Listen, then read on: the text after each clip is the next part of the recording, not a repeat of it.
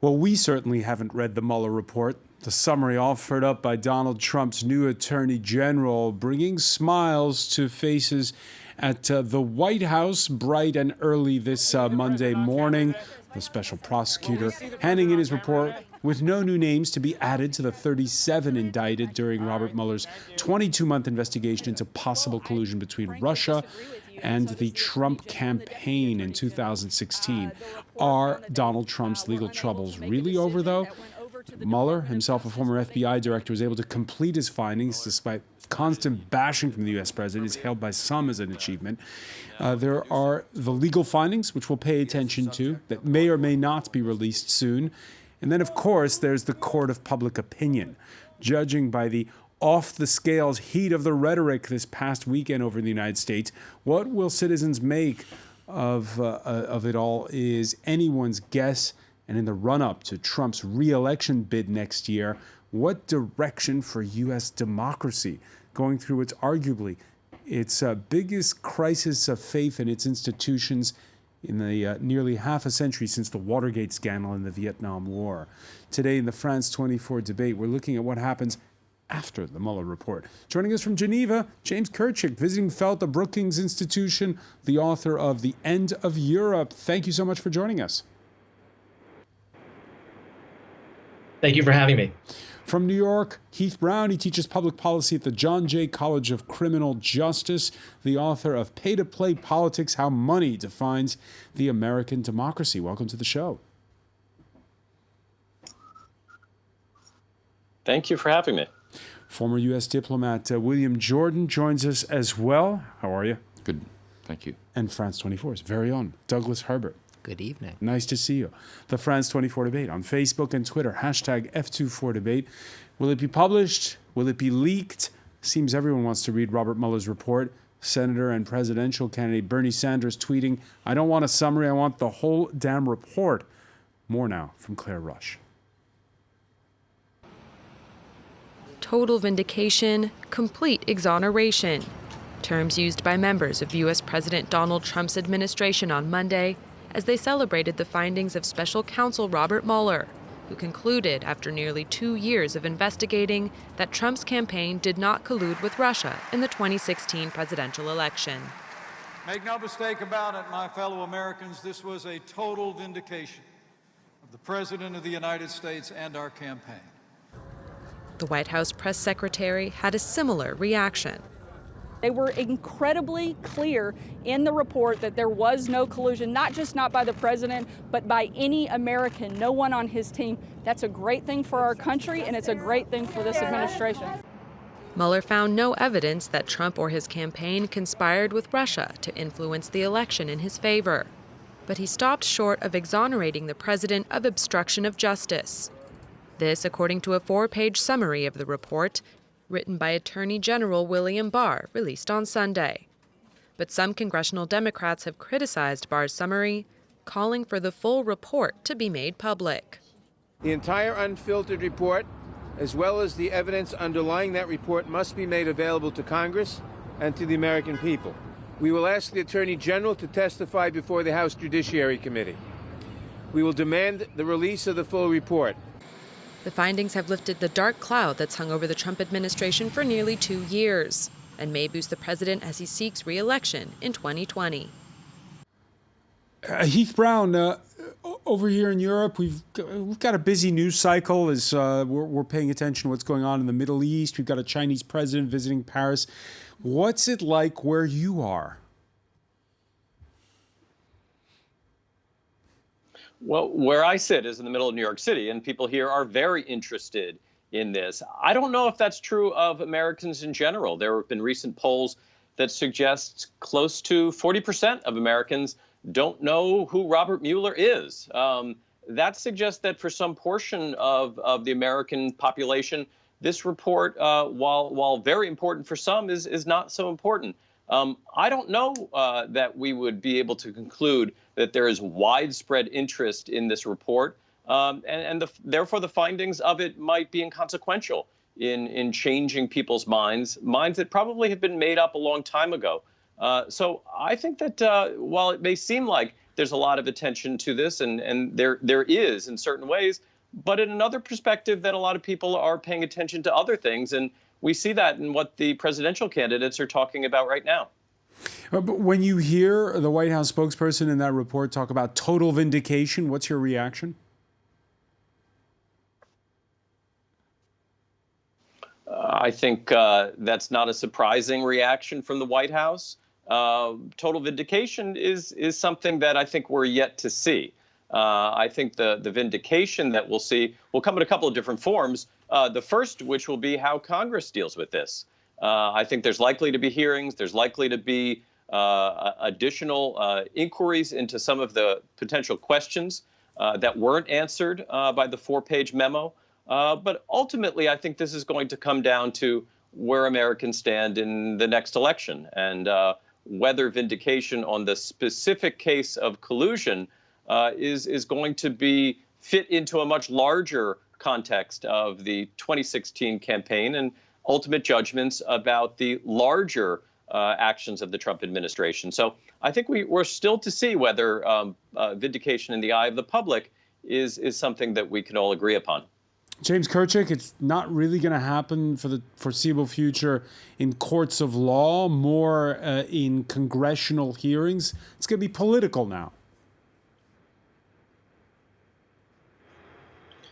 Yes, it is. And I think your previous speaker made a very good point, which is that a lot of Americans don't care about this. And it's frustrating because, for many of us, what the problems we had with Donald Trump and Russia were very clear, and they were in plain sight during the campaign. Let's not forget, he openly called upon the Russians to hack Hillary Clinton's emails. I think there's but you know what? The American people still voted for him. And people like myself were on this program saying this is a problem. Wake up. This guy has some very bizarre views about Russia. But that's a separate question from whether or not there was a criminal conspiracy between the campaign and the Russian government to engage in this sort of disinformation campaign, to hack the emails and to release them. That's a separate issue. And Robert Mueller has found apparently that there's not evidence of that. Yet for the past 2 years, we had many people, I'm afraid to say, in my profession, in the media, leading Democrats, lots of journalists, coming to this conclusion without the evidence that there was collusion, that there was evidence of a criminal conspiracy. They weren't content to wait for Robert Mueller's report. And frankly, I think a lot of people have egg on their faces. How much egg?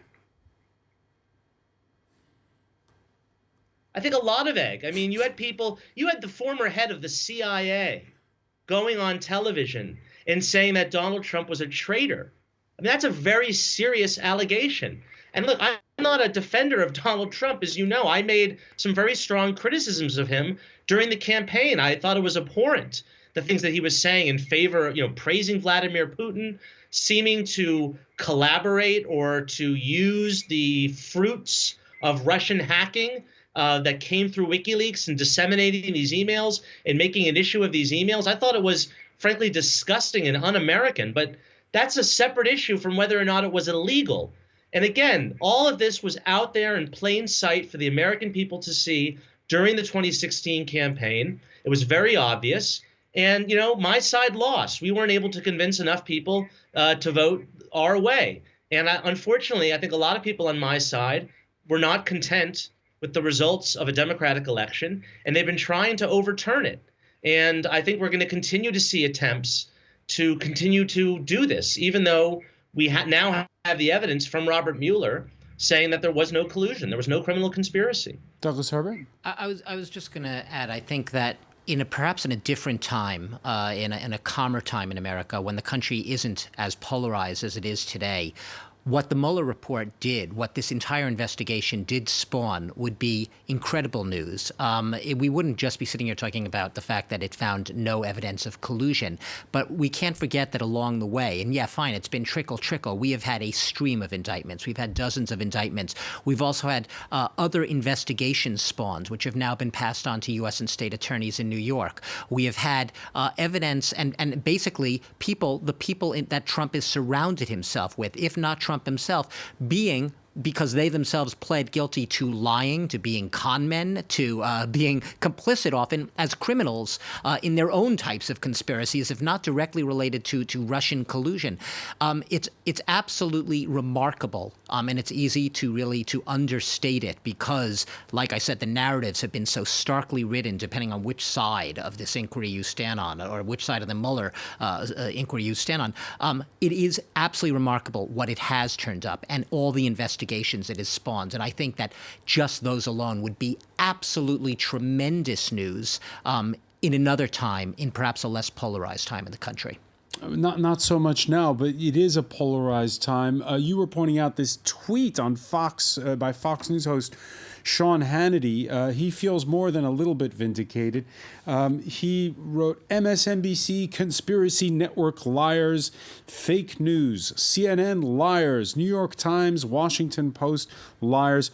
All in capital letters. You don't use capital letters like that, do you? Yeah, right. Well, Sean Hannity, It's loud, right? Sean Hannity, right, has become a caricature of himself. But it's again the everybody can believe their own side, and it's game absolutely. over now. And game. Well, the one major downside, if you are a journalist right now, this will definitely be open field day against journalists, at least from the Trump administration's perspective. I don't think they're going to sit down and take it lightly. I think it's definitely going to be pile on to reporters. Is now this idea, this seed being planted that because the conclusion of Mueller's investigation was that there was no evidence of collusion or conspiracy, that the very fact that the investigation was ever undertaken is somehow evidence of Democratic bias or some political lynch mob out to get Donald Trump, and that's a dangerous assumption because it questions the entire basis and the legitimacy in a democracy of having a special prosecutor investigate things when there are very real concerns and allegations out there. Okay, so two precedents in recent history. Of course, there was the Watergate hearings. The U.S. president, the only time a U.S. president has ever resigned while in office, took a year and a half, and it was a bloody process. You had under Bill Clinton, a special prosecutor who was named. There was an impeachment, but he was not removed from office. With Donald Trump, this has gone on for 22 months. At the end of these 22 months, how are the institutions in the United States doing? We talk about the press. We talk about people's faith in Congress, in what the law courts. Well, I think that's actually something for the Democrats in Congress to figure out, because when you think about it, it's really, in addition, if you leave aside the various judicial authorities that are investigating these various spin-off areas from either the Mueller investigation or other even longer-standing investigations into Donald Trump and his organization. It's going to be, up to the Democrats, in a way, in the House, to set the stage and to set the tone for how all of this is pursued. There's at least three of these hearings that are due to take place. You heard in that report earlier, the head of the House Judiciary Committee, he wants to subpoena both the Attorney General, perhaps later as well, Robert Mueller. How's that going to play? Well, again, I think it's going to depend how the Democrats stage this. Again, there's another precedent that you didn't mention that the Democrats, I think, need to avoid, which is what the Republicans did in the wake of the Benghazi, terrorist situation, as well as the succession of investigations into Hillary Clinton, that kind of spun off from that while the presidential campaign was playing out, or was gearing up and then playing out. I mean, I think that the Democrats have to, if they're going to be credible on this, have to assert that they are doing the people's business by holding, people like Attorney General Barr, and by trying to call, if necessary, Robert Mueller to the stand or to a hearing room to explain exactly what is going on, what all of this means. If they try as is very tempting for them to do. And let's face it, we're talking about very much a turnabout is fair play situation in Washington. The Democrats are not going to be any kinder to the Republicans than the Republicans have been to the Democrats in recent years. So, but if the Democrats can but you're saying if they push too hard, it'll backfire. It'll backfire. So the issue is trying to maintain a course where they're looking to get the facts that right now the administration is being very slow in providing in terms of the full. Just to interject, and it's clear that also Attorney General Barr himself is, I can say, a controversial figure in the sense that this was a man who it's not by accident that he was chosen by Donald Trump to be the Attorney General, because he's a man that Donald Trump, in his heart of hearts, knew would probably do his bidding on this. And essentially, the irony is that while Mueller in his report did not and explicitly stated he did not exonerate Donald Trump, that he was not exonerated, Barr stepped in, and within less than 48 hours, he took on the self-appointed role of essentially exonerating Trump, saying that he and the Deputy Attorney General found no evidence of obstruction of justice, which was one of the two pillars of the Mueller investigation, along with the Russian meddling. All right, so what happens then, Heath Brown, if, for instance, Donald Trump's former advisor, Roger Stone, if his former campaign manager, Paul Manafort, who face jail time, if they suddenly start cooperating and we get new evidence?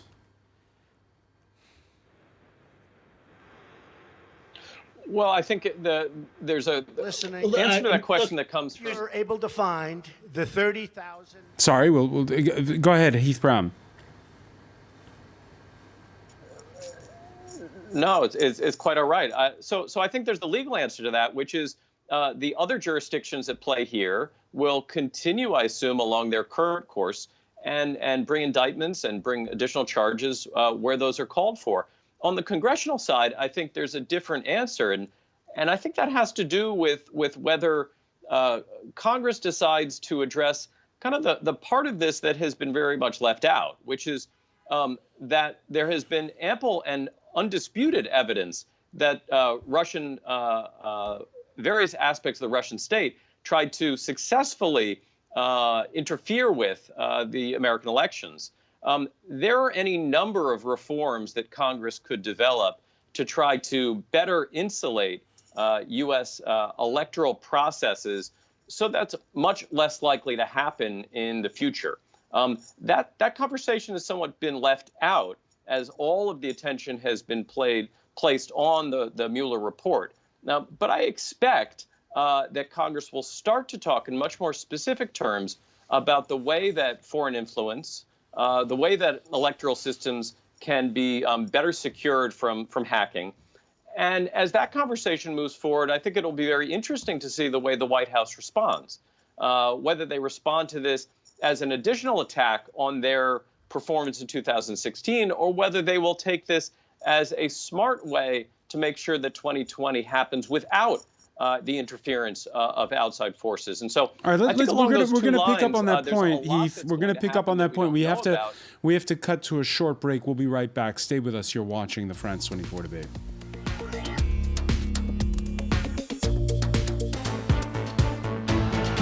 Welcome back, or welcome if you're just joining us.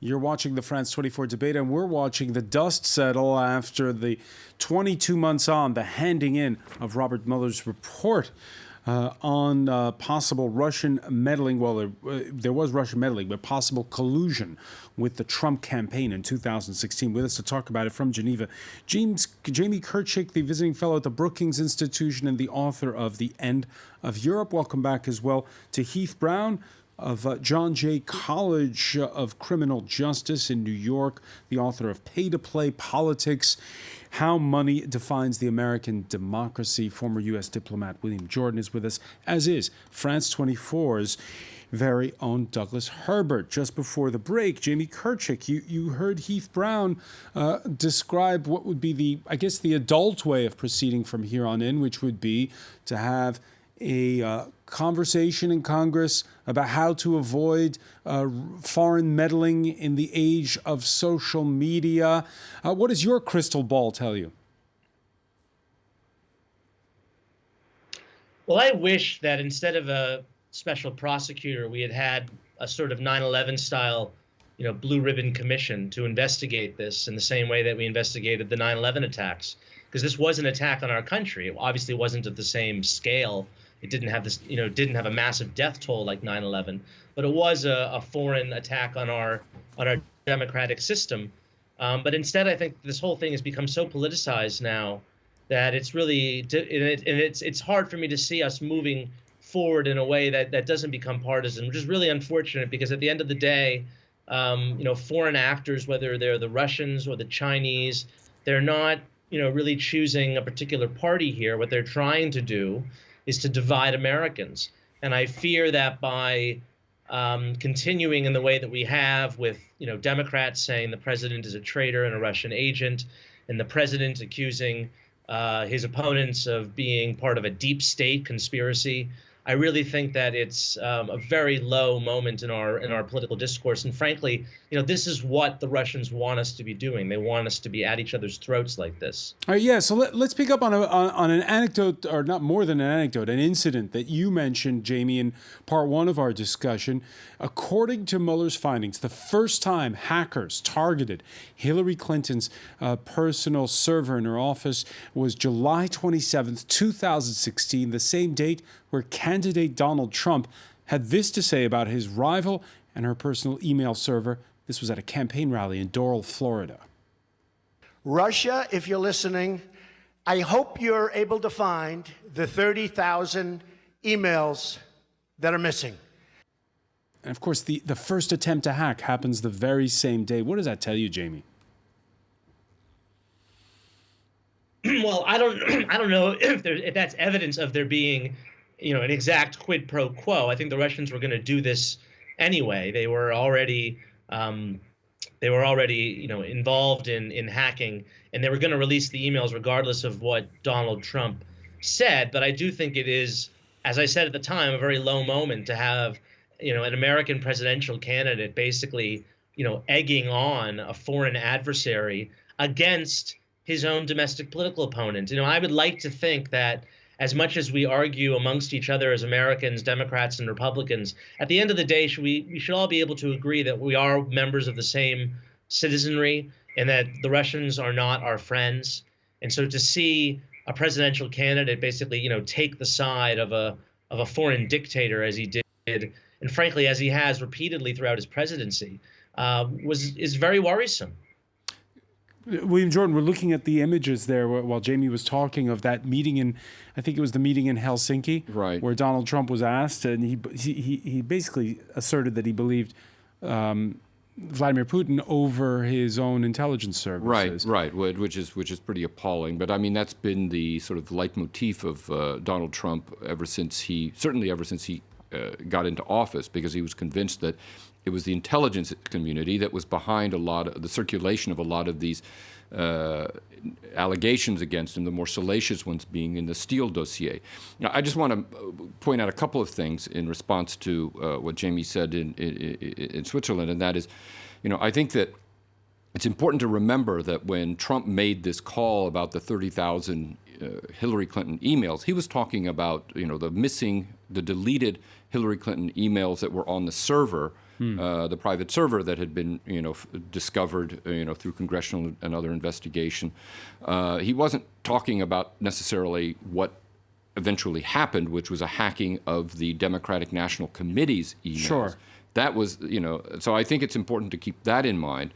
I also think that, but going back to the origins of this of the Mueller investigation, it wasn't simply a matter of political game playing. I mean, it was literally the fact that Donald Trump fired the FBI director because he felt the FBI director had overstepped and was disloyal to him in going through with these investigations. Remember, Jim Comey was Donald Trump's hero for having basically at various times disrupted Hillary Clinton's campaign because of these missing emails. All right, so Donald Trump, who had said on the campaign trail famously, Russia, if you're listening, well, Russia certainly was listening this Monday, and denying any part in the meddling in the U.S. campaign. I just want to recall the words of a Chinese philosopher who said, "It's hard to find a black cat in a dark room, especially if it isn't there." Time goes by, but unfortunately they still don't understand this overseas. Well, no, I mean, look, are we supposed to be shocked? Is Russia supposed to say, yes, we meddled. Yes, we were in it to tip All right, the balance of the election. Where does it all leave Russia? Where does it all leave the United States? You know, it's really tricky right now because, right now, yes, the day after Russia's sort of, giddy and in a sense, they're in we told you so posture. But at the same time, it's not that easy because the one part of the report that was very clear was the report that singled out Russia for meddling and interfering in the U.S. election. For Russia right now, from their perspective, they would like now, well, and Trump perhaps, a lot of people would say Trump now has the leeway, the maneuvering space if he wants to pivot back to Russia to so-called reset the relationship, right, which is at a near historic low right now. The problem from the Russian perspective is they're not sure that Trump is going to be able to do that anytime soon. They're convinced that... Although a Russian politician has put that offer out there, said this is the time to reset. To reset. The problem is it's not that easy because, look, first of all, as we know,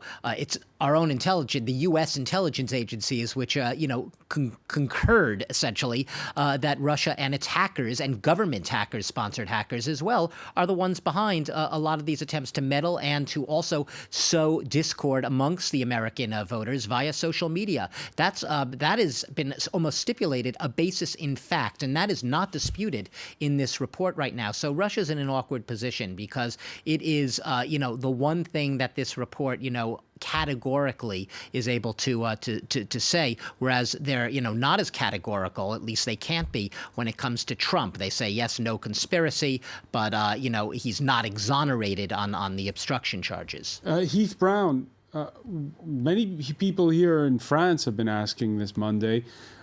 Does this mean that Donald Trump's chances of getting reelected have gone up by a lot? I think they may have gone up, but probably not by a lot. I suspect that most Democrats, most in the Democratic Party, most of the candidates running as Democrats, expected a report that looked a little bit like this. I think there's every reason to believe that the stance that Speaker Pelosi has taken on impeachment reflects many of the facts here already being baked in to the political process. And so I think in the end, the way in which the country and voters are polarized and the way in which partisan operates in 2019 suggests that this isn't going to have a great deal of impact on the ultimate outcome of the 2020 election. I think most people who are suspicious of Donald Trump will remain suspicious, and those that think that he hasn't done anything wrong will continue to feel that way. So I suspect that this will have maybe some positive impact for the 2020 Trump campaign, but not a big impact. And what impact on U.S. institutions? We talked about the press taking a battering. How about politicians? How about the legal system?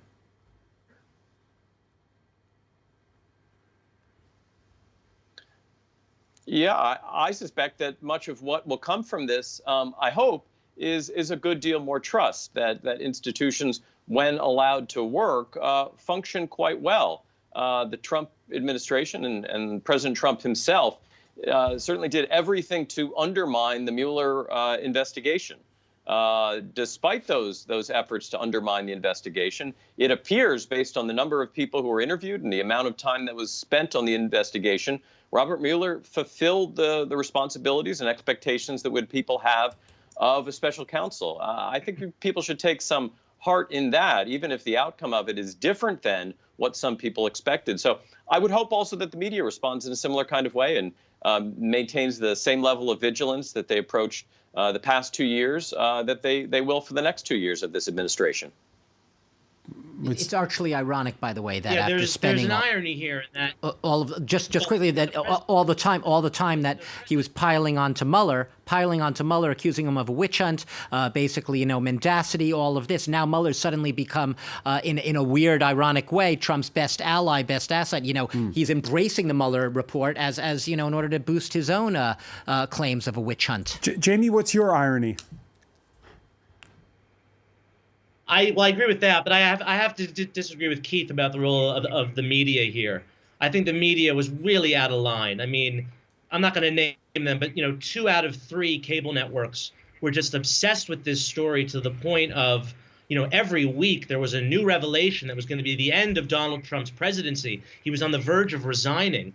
And many other mainstream news outlets, newspapers, magazines, just covered this entire story with a real sort of credulity, spinning conspiracy theories. I mean, the Steele dossier, let's not forget, the Steele dossier was paid for by the Democratic Party, and it was taken at face value by nearly every major media outlet, and it probably should have never been published in the first place, considering the fact that it was pretty much all unverified. So I think the media behaved incredibly irresponsibly. I think they've lost a lot of trust of, frankly, any American who wasn't just committed to impeaching Donald Trump and on this mission, believing that he was recruited by the Soviet Union in 1987. If you were listening to many mainstream media outlets, you would have believed all this nonsense. So I really have to disagree with the role of the media here. I think it was a massive failure. I think that for all of the attacks that Donald Trump and his allies make, the enemy of the people, I think it's horrible. It's disgusting. The fake news, it's terrible. But you know what? The media has made a lot of mistakes in covering Donald Trump over the past 2 years. You can't just simply blame him and his supporters for this adverse relationship. I can't accept that. I mean, I think that while there have been excesses here and there, and there's been a considerable amount of bias in various news media organizations, the reality is that what Donald Trump has dealt with as far as media coverage of his various travails and the various allegations against him is comparable to what we saw, during every administration going back to Richard Nixon, certainly. And I think that you can, as people did then and throughout, you can dab the brush of shame on the media, throughout all of that period. But I think that the media, trying to do a job of holding to account an administration without any other, you talk about the institutions, without any other institutions of power questioning or even asking for greater information about what is actually going on in the administration's decision-making, it falls only to the media to be able to do this. It's an imperfect tool because, of course, the media does not have or do not have an official standing and do not have the ability to subpoena documents and get all of the facts. But I do think that actually, what the media has done has in many ways been heroic. It's been important, and it has kept pressure on an administration that otherwise is morally and ethically bankrupt. And I would just add to that for the Mueller investigation, one upshot of this is it has exposed what you could call, we've used the word miasma, a stench of corruption around the administration. It has spawned other investigations, not about Russian collusion. I've always said that perhaps Donald Trump could legitimately be indicted or called into question or impeached without ever having to mention Russia or the word Mueller. You could talk about conflicts of interest. You could talk about misuse of public funds. You could talk about influence peddling. You could talk about violations of ethics. But that was not the remit of the... But it all was spawned by the scrutiny around the Russian collusion, and yet it has nothing to do with Russia or collusion. Yeah, but if I'm being callous here, William Jordan, I'll say that even the media outlets that... bash Donald Trump or that are, as you put it, have a bias against him, they've done great by him. He's driving the ratings. Well, more important, and this is the thing that I think is the biggest takeaway from all of this so far, is that it is strengthening even more Donald Trump's consolidation of the Republican Party. He will use this to squelch any of the remaining Republicans, including those in the Senate, who dare to stand up, who are still somehow believing that the Republican Party is a party of principle and not merely the party of Donald Trump. So I think that, it's going, how and whether he carries out this idea of going back to search out the enemies, who started this whole thing. He kind of prefigured that by going after, the late John McCain again in recent times. I mean, putting squarely the blame on leaking the Steele dossier to the FBI on the late Senator McCain. I mean, it's absolutely shameless what's going on, but it is cowing those elements that still exist within the Republican Party, dwindling though they might be, who don't feel as though Donald Trump is the best face for that party. Heath Brown, you agree?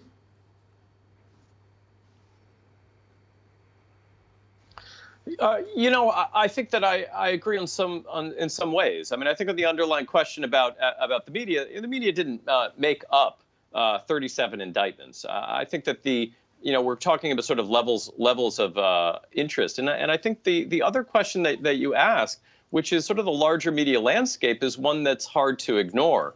The attention to this is in part driven by the audience that will be developed for this, and the other kinds of infractions of the Trump administration haven't drawn nearly the level of interest that one might assume. The kinds of self-dealing, the influence peddling that shows up around the periphery of the Mueller report, and certainly shows up in all of these indictments, ultimately may be much more telling about the Trump administration, but have drawn much less interest. And I think that's part of the reason why the media has pursued this kind of strategy. People just aren't as interested in the ways in which the kind of unstated corruption and the type of role that the money plays in politics these days.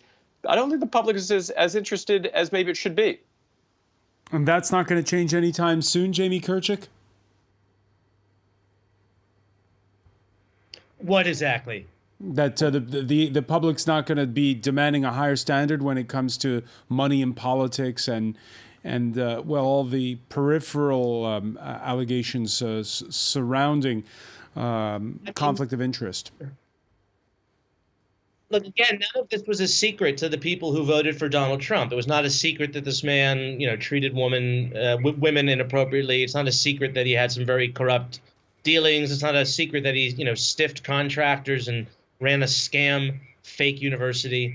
It's not a secret that he said nice things about Vladimir Putin, and that people voted for him. And I think what this whole Russia investigation has really, it's allowed many people in our country to ignore the real reasons why people voted for Donald Trump. 63 million of my fellow citizens voted for this man to be president. That might disappoint me. It might anger me. It might confound me. They didn't do it because Vladimir Putin pressed a button, which is what a lot of Democrats, they think this, or they want to think this, because it would explain things and make this whole sort of ugly phenomenon much easier to understand if it was just all some plot hatched in Moscow, and it's not.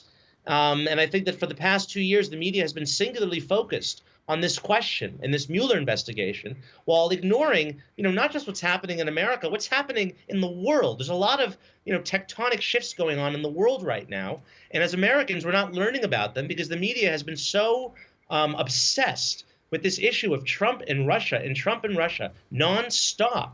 And if there's anything that I hope comes of this news, it's that we don't have to listen to this anymore. Okay. Well, you can also listen to Brexit, which, by the way, will be coming up later on. There's plenty of feeling about that around here. Many thanks, Jamie Couric, for joining us from Geneva. I want to thank Heath Brown in New York City, William Jordan, Douglas Herbert